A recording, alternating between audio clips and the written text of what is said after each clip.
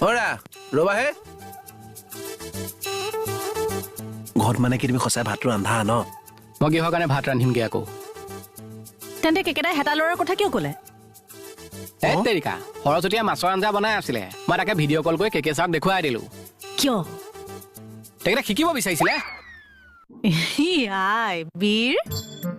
এই তুমি কাক পাঠ পঢ়াবলৈ বিচাৰিছা কাক পাঠ পঢ়াবলৈ বিচাৰিছে এই শুনা না তুমি যে ঘৰত কাম কৰি ভাল পোৱা ভাত পানী ৰান্ধি ভাল পোৱা সেইটো ভালহে কথা তুমি এটা কাম কৰা মই কৈছো এটা ইউটিউব চেনেল